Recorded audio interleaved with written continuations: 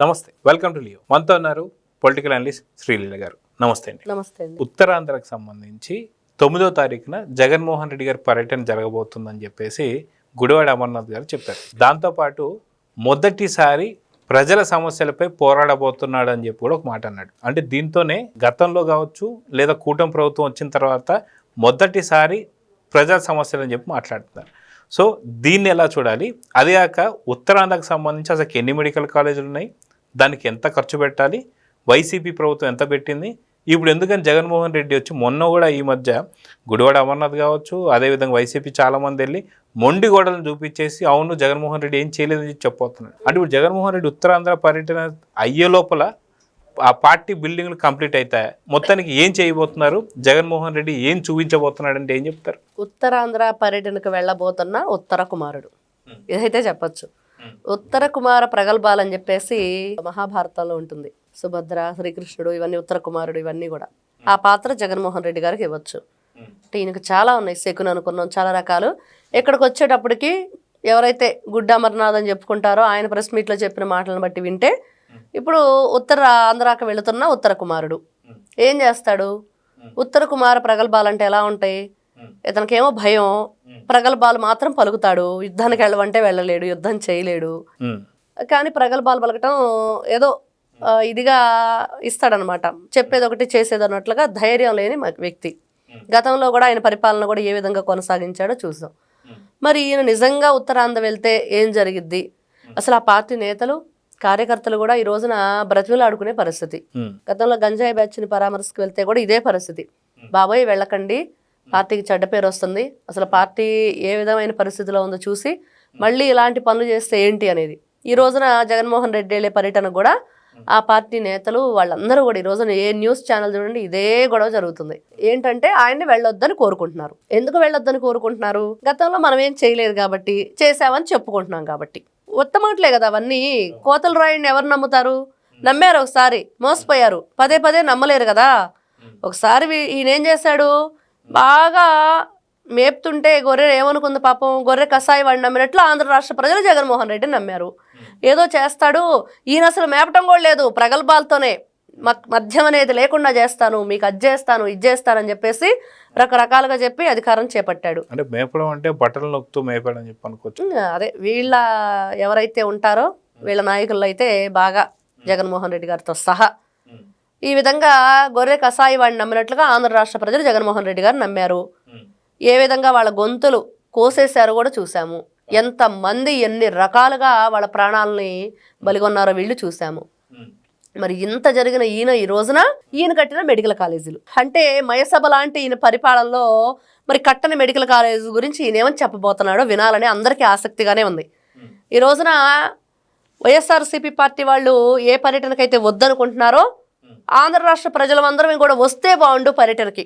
ఏ medical college గురించి చెప్తాడో వినాలి. అవన్నీ పూర్తి వివరాలు ఏం చెప్తాడో ఒకసారి వింటే దాని గురించి ఆహా అనాలో ఓహో అనాలో తేల్చుకోవచ్చు. అయితే అదిగాక మనం చూసుకుంటే గుడివాడ అమర్నాథ్ గారు కూడా నర్సీపట్నం సంబంధించి మెడికల్ కాలేజ్ దగ్గరికి వెళ్ళి అక్కడ నిజంగా ఉన్న మొండి గోడలు చూపించారు. అక్కడ పిల్లలు తప్ప అక్కడ ఏమీ లేవు.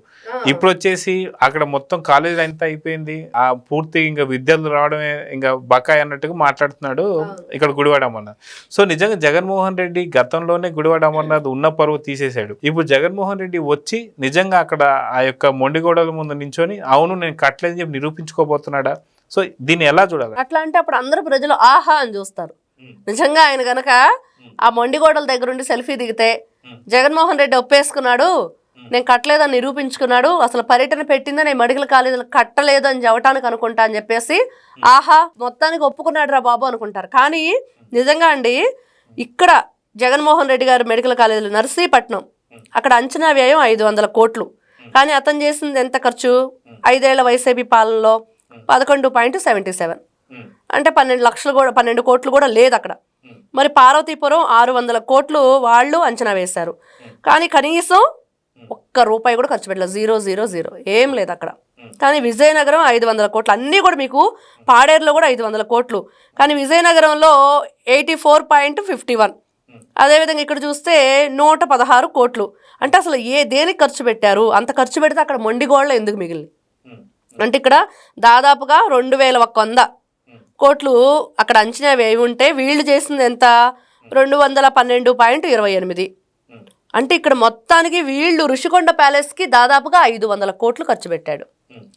ఆంధ్ర రాష్ట్రంలో ప్రతి ఒక్క దానికి అంటే అసలు ఇంకా గొర్రెని బర్రెని కూడా వదిలిపెట్టలేదురా, వాటి కొమ్ములు కూడా వైఎస్ఆర్సీపీ పార్టీ రంగులు వేయించారు అనేది మనం గతంలో విన్నాం. ఎక్కడ కరెంటు పోలు కానీ ఆ దూడల్ని మేకలను కట్టేసే అవి ఉంటాయి చిన్న చిన్న మేకులు లాంటి వాటిని కానీ దేన్ని వదలలేదు.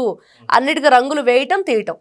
దానికి 100,000 కోట్ల రూపాయలు ఖర్చు పెట్టారు. చివరికి గట్టు రాళ్ల మీద కూడా జగన్మోహన్ రెడ్డి గారి బొమ్మ, డెత్ సర్టిఫికేట్ మీద బర్త్ సర్టిఫికేట్ మీద కూడా జగన్మోహన్ రెడ్డి బొమ్మ. అసలు ఎవరు చనిపోయారు, ఎవరి బొమ్మ వేశారు, అసలు డెత్ సర్టిఫికేట్ ఎందుకు ఇస్తారు అనేది కూడా ఆలోచన లేకుండా తాత ముత్తాతలు సంపాదించిన ఆస్తి ఏదైతే ఉంటాయో పాస్బుక్స్ మీద కూడా జగన్మోహన్ రెడ్డి గారి బొమ్మ.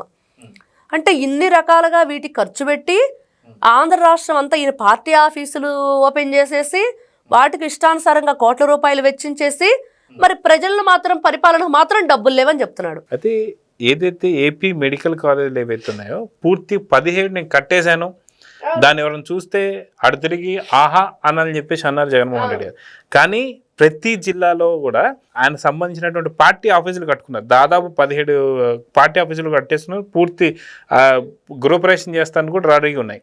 సో వాటిని ప్లస్ అదేవిధంగా ఋషికొండ ప్యాలెస్ని అంత అద్భుతంగా కట్టుకొని మెడికల్ కాలేజీకి సంబంధించిన పిల్లలకి ఆ యొక్క కాలేజీ కట్టించడం ఒకటి అయితే, రెండోది వచ్చేసి ఏదైతే ఇటువంటి అమర్నాథ్ గారు అంటున్నారు, నిజంగా ఇది మంచి ఆలోచన కాబట్టి దీన్ని కూటమి ప్రభుత్వం దాన్ని కొనసాగిస్తుంది అనుకున్నాను, ఇలా ఆపేస్తాను. కానీ నిధులేమి వాళ్ళు వదిలిపెట్టి వెళ్లకుండా ఎలా కడతారని చెప్పి అనుకున్నారంటే ఏం చెప్తారు? ఇక్కడ ఒకటండి, వీళ్ళు నిధులన్నీ ఏ విధంగా దుర్వినియోగం చేస్తారు, వీళ్ళు ఆ విధి నిర్వహణ కూడా సరిగ్గా చేయలేదు, అది తెలిసిందే. డబ్బులన్నీ ఎక్కడికి వెళ్ళి అంటే ఋషికొండ ప్యాలెస్కి వెళ్ళి ఈ రంగులు వేయటానికి తీయటానికి వెళ్ళి జగన్మోహన్ రెడ్డి గారి పర్యటనలకి అంటే 10 అడుగుల దూరానికి కూడా హెలికాప్టర్ యూజ్ చేయటం, ఎక్కడికి వెళ్ళినా ఆ జనాలకు డబ్బులు ఇచ్చేసి పిలిపించుకోవటం, జగన్ సీఎం అని అర్పించుకోవటం, ఇలాంటివన్నీ వాటికి ఖర్చు పెట్టాడు. వీళ్ళు కొట్టేయటానికే కోట్లు.